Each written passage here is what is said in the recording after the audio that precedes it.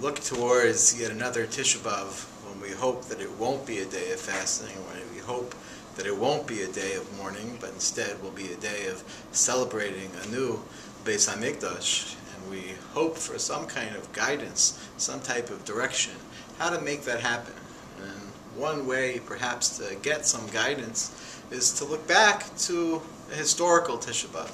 Tisha B'Av a long time ago, even before the Tisha B'Av of the destruction of the Beis HaMikdash, one significantly before that. The Talmud tells us that Tisha B'Av originally is associated with the Meraglim, with a report of the spies who came back and who spoke disparagingly about the land of Israel, and the Jews accepted their report and cried over it, and God said, if you're going to cry now, you're going to cry for a long time. And that attitude on Tisha B'Av is the source, is the beginning of the situation in which we find ourselves at the moment, looking towards yet another Tisha B'Av so many centuries later. If we look in that context of the Meraglim, the Torah describes them in a way which leads to a surprising halachic lesson, one that you wouldn't expect to come here, you wouldn't expect to learn from this detail, from this story in the Torah, out of all the stories that could be the source. We know that in halacha we have a concept of a minyan, which is such a cherished part of our daily prayer experience.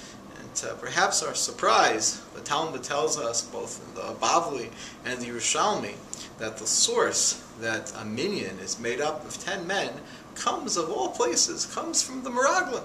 Who would have thought the Meraglim, not exactly representing a role model of a gathering, that should be the source for 10 as a minyan? And it's not even just the Meraglim as a whole, which at least had some good mixed in with it, had Yehoshua and Kalev, but specifically the 10 bad Meraglim, and in fact, the Torah even identifies it that way. The Eidah Hara, that's the phrase, the bad Eidah, that's the source for a minyan. And it's a very striking idea. This minyan, which is such a hallowed, important concept for our daily lives as observant Jews, why should we look to this bad, specifically the bad group of the Meraglim, as the source for such an idea? So one could suggest that maybe it's about making the message that if you have people setting out to do something wrong, and when they get together as a group, they're going to be even more effective in doing that bad thing, well, then all the more so, if 10 people got together to do something good, they'll also be more effective.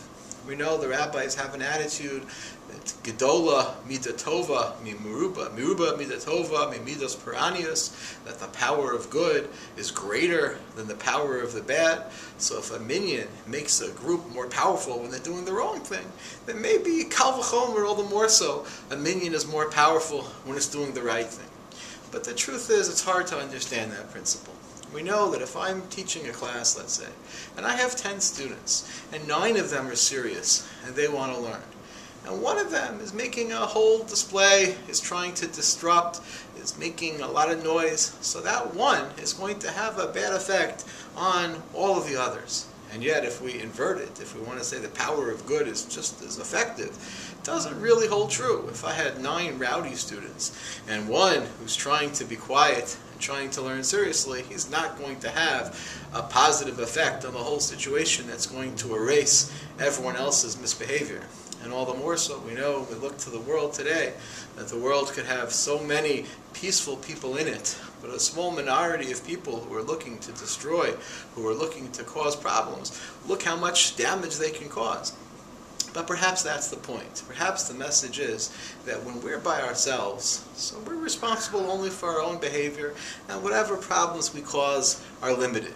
But when we know that we're part of a tzibur, we're part of a group, then we recognize that the damage we could do when we do the wrong thing is so much more extensive, has so much of a more devastating effect on everyone else. And that forces us to be better. That forces us to recognize that when we're a part of a unit, we have to be responsible not only for ourselves, but for everyone else. And perhaps that's the attitude which is being conveyed here, and that's the reflection which, if we incorporate it, it makes every individual together with all the other individuals in a minyan so much greater than the sum of its parts. So perhaps this Tisha B'Av, as we know, Chazal tell us that it's a lack of unity, that it's separation within the Jewish people that brings us to the state of exile.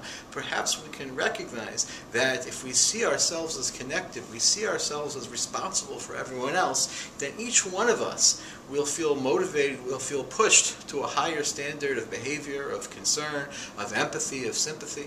And perhaps it's that unity, it's that awareness that can turn everything around and make this Tisha B'Av a day of celebration rather than a day of crying.